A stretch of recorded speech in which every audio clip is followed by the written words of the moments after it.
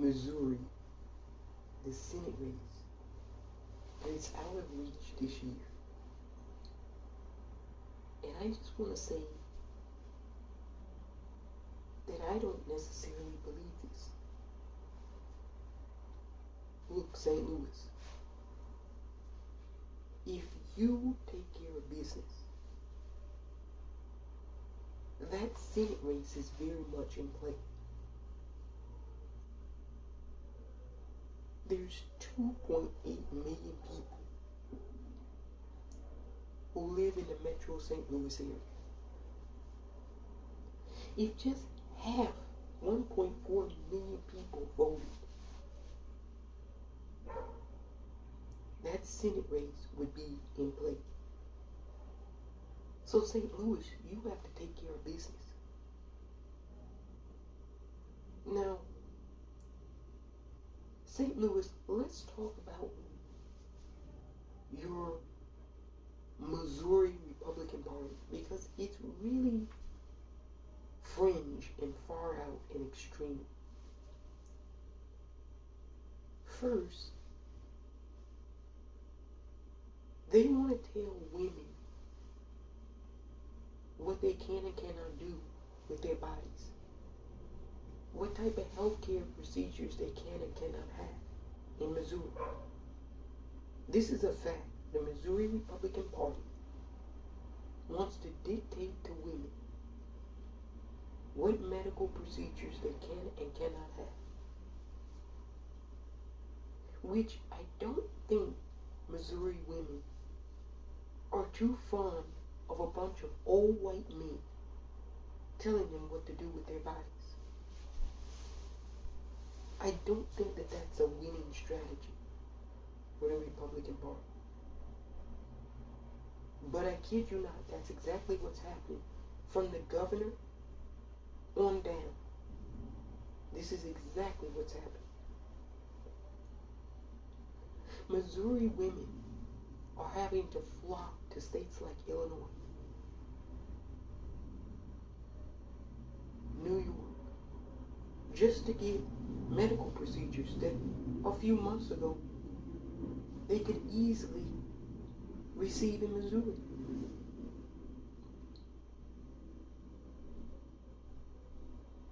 And then you remember who they had previously as their governor. Eric Greitens. Now this dude ran for Senate this year as a Republican. He was governor as a Republican. He had to resign office because his ex-wife now alleged that when his son was in his custody,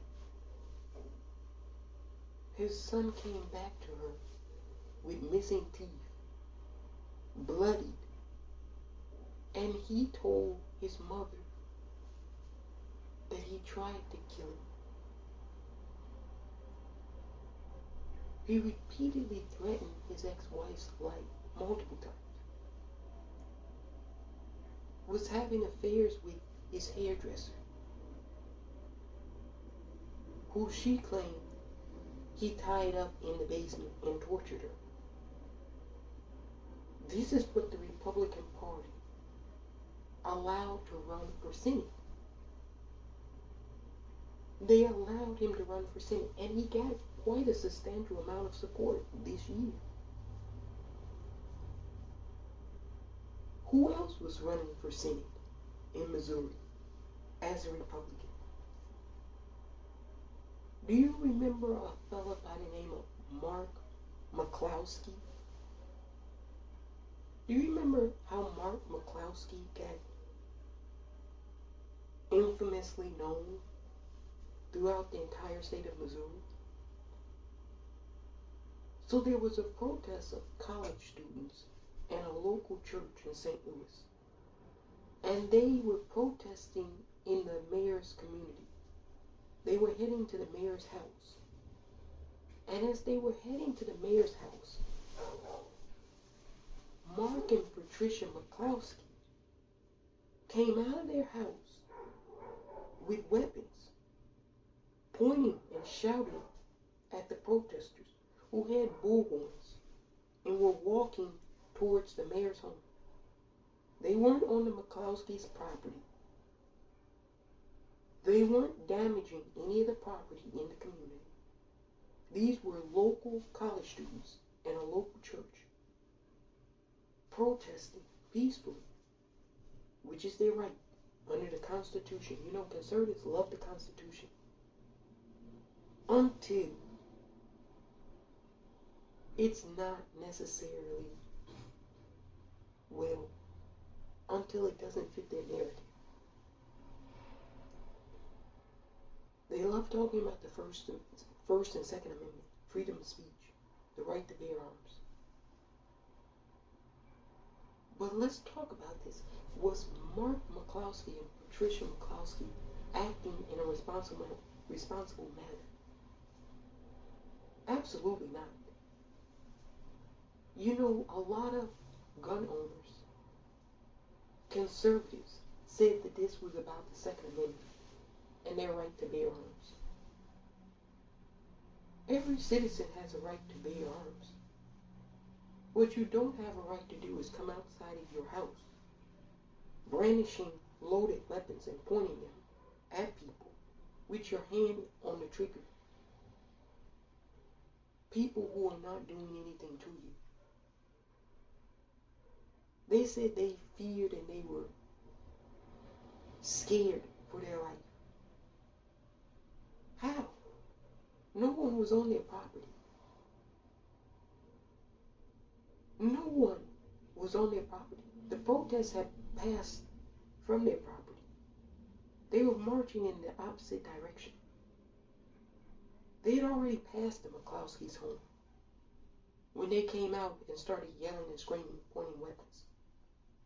No, what the McCloskeys were trying to do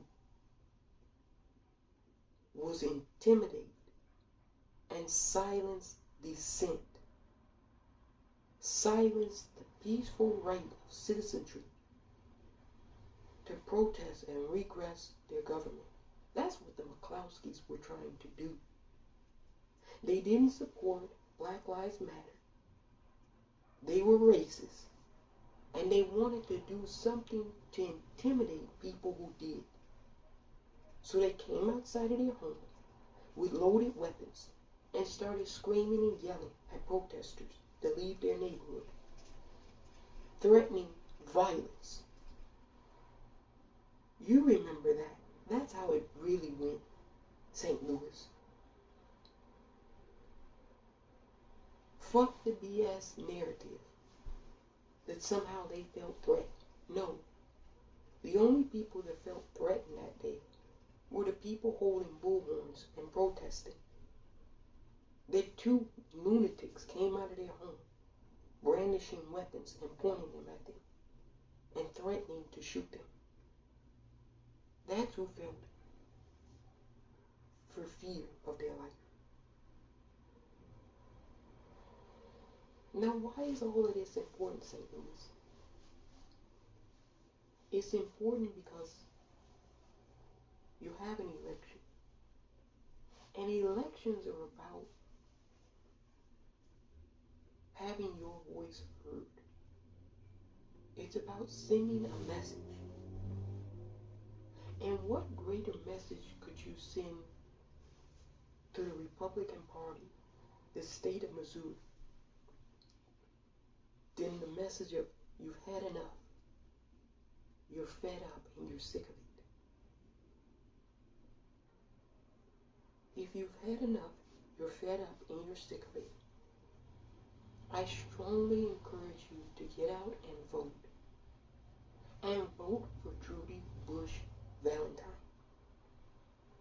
You know, it's amazing. I did not know this. The United States Senate has never elected a nurse. In our entire history as a nation, we've never elected a nurse to the United States Senate. So if Trudy Bush Valentine wins, she'll be the first ever elected nurse, former nurse, to the United States Senate. I think nursing as a profession is one of the greatest and most essential professions in our country. And to never have elected a nurse before to the Senate, that's surprising. And it's something we can do something about this year. Look, there's 2.8 million people in the metro St. Louis area.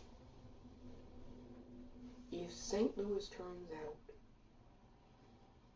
you can send a strong message to the Republican Party that you've had enough of the intimidation, the terrorism, because that's what the McCloskeys were doing. They came outside of their house to terrorize people who they politically disagreed with.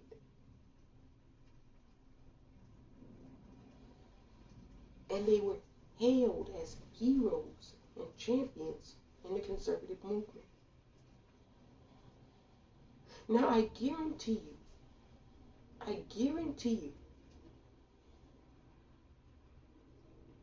if conservatives were protesting abortion and liberal activists came out of their home brandishing guns, pointing them at conservative pro-life activists, they'd be singing a different tune.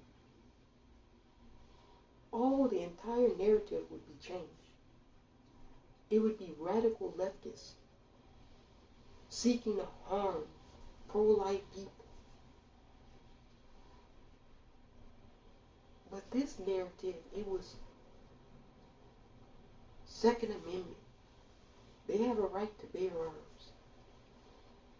Yeah, the arms should be inside their home. And if somebody is breaking into their home, then you have the right to bear your arms. Nobody was doing anything to the McCloskey home.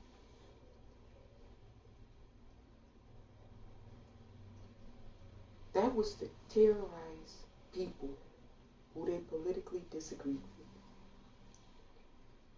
And it was condoned by the Republican Party, by the lunatic from Mar-a-Lago, the president at the time, who later would pardon it.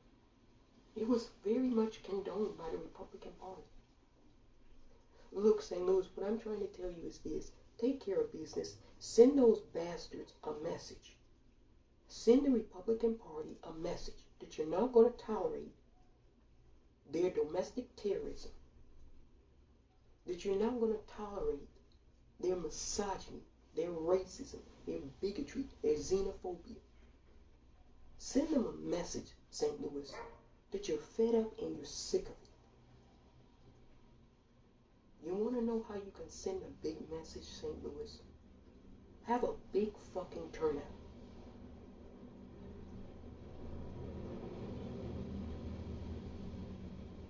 You know, I saw a public polling.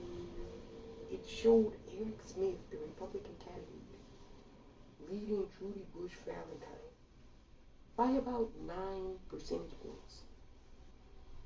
But what was noticeable about this poll was that 19% of Missourians were still undecided about the Senate race. 19%. That's a huge amount of undecided people. Look, St. Louis, if you get out there and knock on doors, text, make phone calls, Trudy Bush Valentine can pull off one of the biggest upsets of election night in the next 19 days. I really think Trudy Bush Valentine has a real shot. But you gotta help her out, St. Louis. You gotta make the difference. You know what conservative terrorism looks like. You saw it up close and personal in 2020. People who simply were demanding equal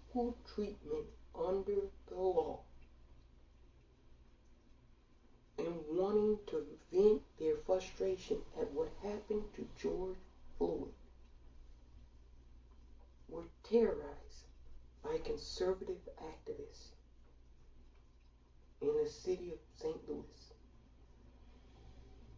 This is what they do. Anytime that any community has an issue with their treatment in this country, conservatives use violence and domestic terrorism to try to quell the dissent. They don't come out and counter-protest peacefully. No, they have to do things like Kyle Rittenhouse, traveling from Illinois to Kenosha to murder people he politically disagrees with. They have to do things like the McCloskeys, come outside their home brandishing and pointing weapons at college students and church leaders. This is what conservatives have to do. And this is not new. I want to make that clear, St. Louis. They did this in the 60s, they did it in the 50s, they did it in the 40s, they did it in the 30s, they did it in the 20s, they did it in 19 teens. They did it from the beginning of this country, St. Louis. White conservative people in this country do not like the fact that anytime people raise an objection to the racism, the systemic racism in this country, they do not like that fact. And so because they don't like it, they use violence to try to coerce and quell it. St. Louis, you know, you remember, go and vote. Take care of your business, St. Louis. Get out and vote against the Republican Party in record numbers. Send those bastards a message that you're not going to tolerate it anymore. This is your chance to be heard, St. Louis. Take your opportunity to be heard. Vote. Vote in record numbers. Send Trudy Bush Valentine to the Senate, and you'll send a real message to the Republican Party that you're not going to take their bullshit anymore. Take care of business, St. Louis.